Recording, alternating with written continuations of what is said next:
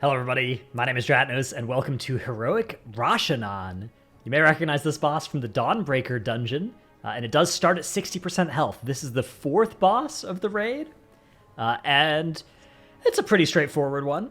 The boss starts off by blasting the whole raid with this nasty upfront damage that has a dot as well. The tank mechanic on this encounter is a pretty cool one as well. It is like a multi-hit combo. It leaves behind a nature dot and a physical dot.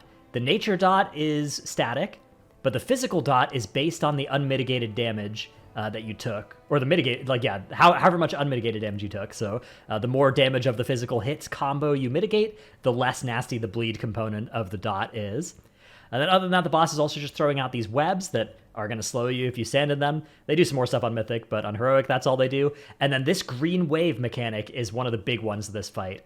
Two people will get targeted by green wavy line things, and it will kind of be clear which direction they're going. There's like a thick line on one side and then a gradient going in the other direction, and those waves will spawn and then push in those directions. It like stuns the player that gets initially hit, and it'll slow and push and leave behind a dot anybody else that it hits. So what you really want to try and do is separate them such that the middle of the room doesn't get hit by them, and the left pushing wave goes to the left, the right pushing wave goes to the right. The boss is also spawning some ads throughout the fight every so often as well. And then it has these transition phases where it'll kind of jump up, fly to a different part of the room, start casting Acidic Eruption. If you let that cast finish, it goes immune until you kick one, and the damage starts going up, so you do want to kick it at least on the first cast. It doesn't have to be insta, but by the end of the first cast. Then it reaches a spot that it's happy with, which is after like the second move, and it does this web reave ability. This is a big hit of split damage that also does a grip on everybody that's affected. The grip is more powerful the fewer people soak it. So here's again those green lines. You can see the line and the gradient side, and the people just spreading those sides, and it pushes out. Easy enough. The web reave hit that I talked about earlier is way stronger. So first of all, it's like 48 million nature damage with this many people split among everybody being hit, so that'll one-shot one person unless they are really tanky, which tanks, immunes actually could work on. And then it'll also do a turbo powerful grip on you. And if only one person is in there, even if like 5 people are in there, they're all getting gripped off the edge. If the entire raid is in there, the grip is barely noticeable, although annoyingly it does still cancel casts. So all of our casters were complaining about it because you barely move, but your casts do get canceled by it, which is really obnoxious. So they maybe actually should make that grip even a little stronger if everybody soaks it, just so that you actually feel like it's fair that your cast gets interrupted, because right now it does not feel particularly fair. And then you can see the webs are also getting turned into smaller acid pools when they're hit by that rolling acid.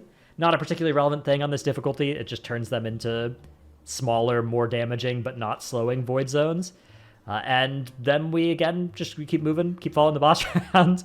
Sometimes the boss does goofy, funny beta things like it just did there.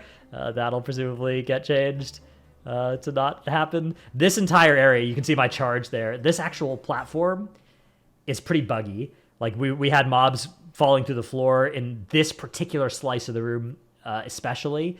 It was just a buggy ground. You can't, like, heroic leap on this part of the room for some reason as well. A lot of no path available here. So, again, hopefully that's also something that they can make sure doesn't happen. And here's the ad spawns. You can see just people get targeted by these green circle things. Ad spawn, mass grip them, kill them, pad on them. Not too much else going on with those little ads. And that's kind of all there is to this encounter. Then you just attack the boss. It starts at 60% health, so execute damage will be particularly valuable on this fight. It'll spend more of this fight will be below 20 and 30% than usual because it, starts below 100%.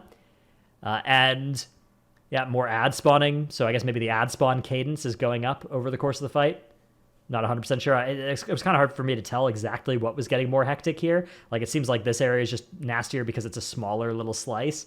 And again, you don't actually need that much room, right? You see these two people spawning the waves. As long as you're on those sides, the rest of the raid can get in that safe spot in the middle. But if that wave rolls through the raid, it is not good. That's something that you do want to avoid. But yeah, that's the encounter. That's Rasha'nan. Rasha'nan Heroic. The Erosive Spray also does quite a bit of upfront damage. The dot really isn't that bad, though. You can see this dot ticking on us. Not too nasty at all. The dot on me is quite nasty because I have 3 stacks of the tank debuff. which is harsh, but yeah, that's it. Then the boss flies around, and this is another platform we can go to. Sometimes you get a long flight, sometimes you get a short flight, so that can be another fun bit of RNG. It's not like predetermined where it goes to. It seems to sort of somewhat randomly choose just a new place to go. And that's the fight. Hope you've enjoyed this video. Let me know what you think. Thanks for watching. See you in the next one. Bye.